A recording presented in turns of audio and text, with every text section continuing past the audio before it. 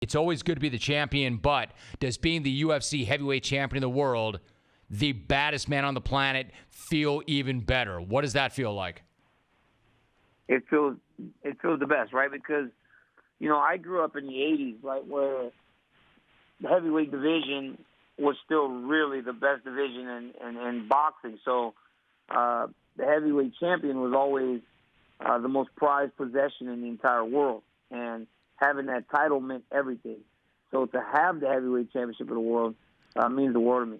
Daniel Cormier, my guest. All right, so when you beat Stipe at UFC 226, he had one successful title defense after another in a division where it's incredibly hard to do so. So when you look back on that night last July, I know you're looking ahead, but if I got you to look back to last July, what sticks out to you the most about that night? Just how big it was, and how many nerves I had leading into the fight, and not exactly knowing what Stipe was going to bring, and seeing all of his knockouts where he was just putting guys out over and over again, and then getting in there and realizing, oh, he's no boogeyman. He's just another guy.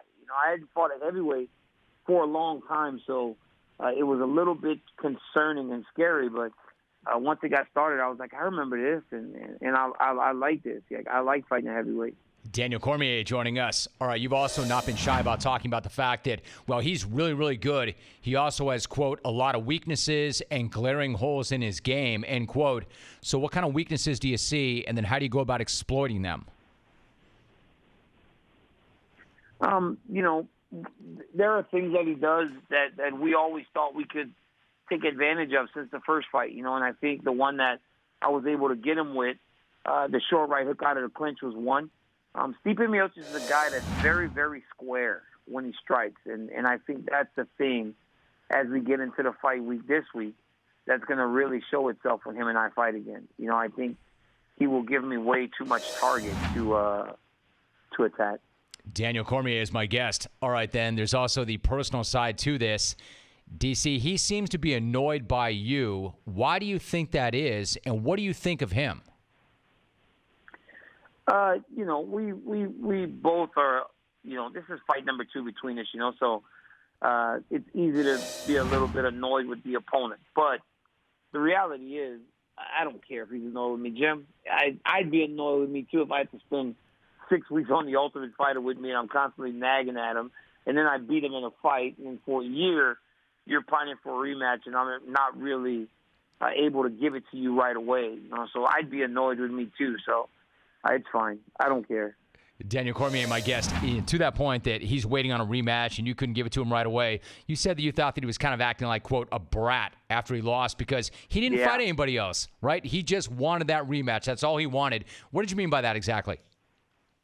I just mean, like, in most situations, when you lose, you find the fastest course to get back to where you're going. Waiting doesn't seem like the best way to accomplish that. And for a guy that does so many positive things, I never would have thought that Stipe would have just sat around for a year and not fought somebody. And I said, prior, if he would have fought someone, it would have given us, maybe even got people more excited about the rematch because he would have went out and reminded everyone why he was such a dominant champion. Rematch coming up this weekend in Anaheim. Daniel Cormier is my guest. Daniel, Dana White is coming up on the show next hour, and something that he and I have talked about in the past is how you never know how a fighter is going to show up after a loss. You've been really honest in the past about how devastating a loss can be on a lot of different levels. How do you think Stipe shows up after last year's loss, especially since he hasn't fought?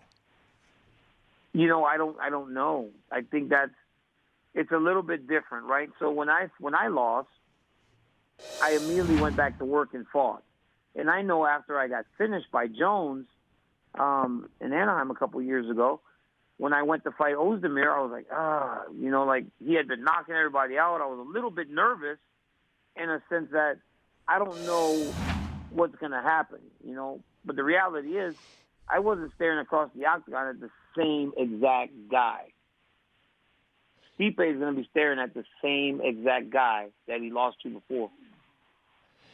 Daniel Cormier joins us. That fight's coming up this weekend. Now you, in addition to that, just had the best year of your career at 39. But you've also talked about how when you retire, you want to do it when you can still compete, when you still have value that you can leave behind. Can you lay that out for me? What do you mean by that?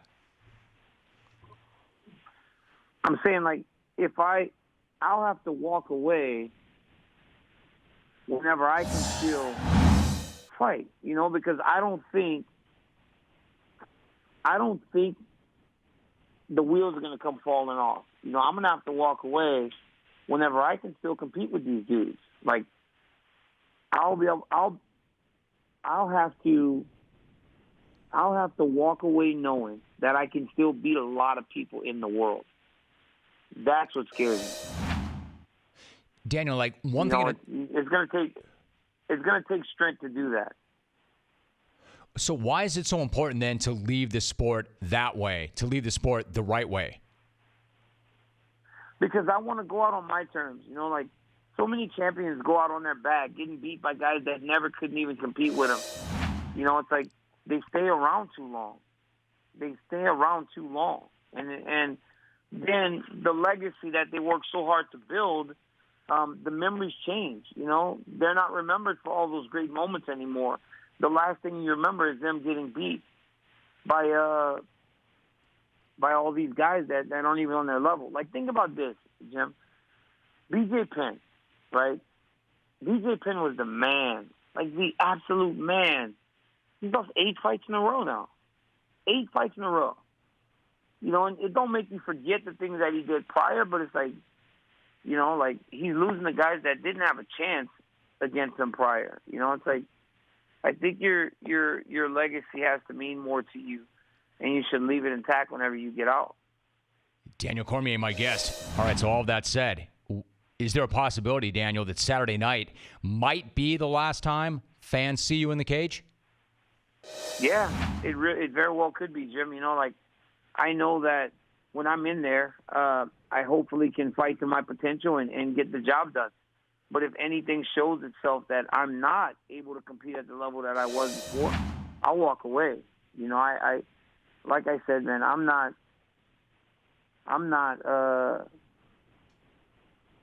going to stick around and really start to negatively affect my legacy and my reputation for being a champion. So if I can't compete to the best of my ability and I feel something different as I exit that octagon, win or lose, I will, it could be the last time you see me in there.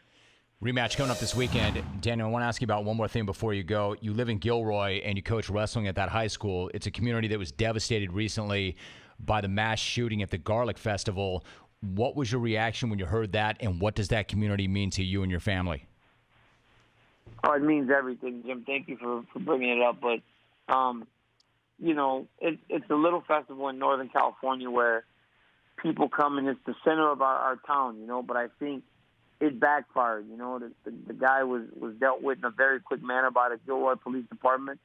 The San Jose PD came out in droves to help, and it really has brought the community together, made the community stronger. And there's a hashtag Gilroy Strong, and I think that's the truest statement in regards to what happened. This kid tried to attack the pulse of our community, but in reality, all he did was make it stronger.